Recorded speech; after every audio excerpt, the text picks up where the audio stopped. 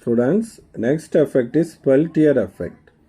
So 1834 Peltier discovered that when an electric current is passed through the circuit of a thermocouple, அப்போ இந்த மாதிரி copper ion thermocouple இதில் ஒரு பேட்டரியை connect பண்ணிவிட்டு எலக்ட்ரிக் கரண்ட்டை நான் அலோவ் பண்ணுறேன்.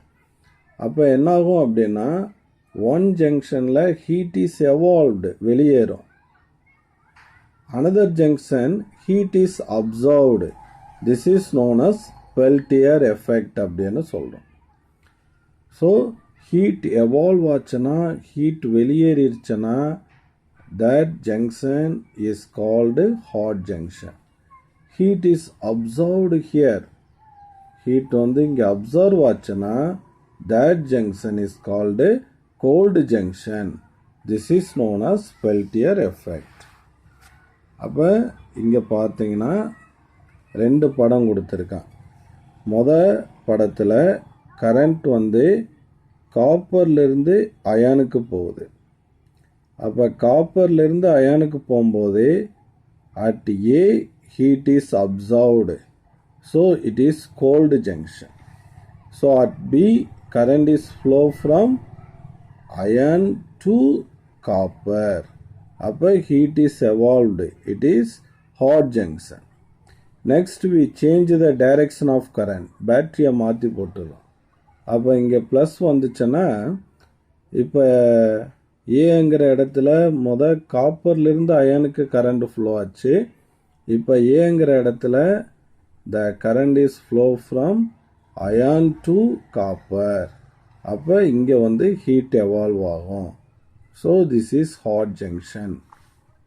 When here at B the current is flow from copper to iron, அப்போ here heat is absorbed. So it is called cold junction. So இதில் என்ன தெரியுது அப்படின்னா, when the direction of current is reversed, the hot and cold junctions are interchanged.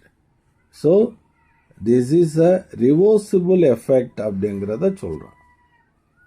When the direction of current is reversed, junction A gets heated, junction B gets cooled, as shown in figure. Hence Peltier effect is reversible. இப்போ இது இங்கே Seebeck எஃபெக்டில் நம்ம பார்த்தோம்.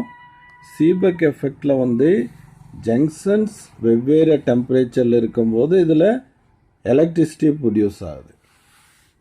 இப்போ இதில் electric current pass பண்ணும்போது ஜங்ஷன்ஸில் temperature difference produce ஆகுது. அதை வச்சுட்டு ஒரு முக்கியமான ஒரு ஒன் வேர்டு சொல்ல போகிறேன். Peltier effect is converse of Seebeck effect.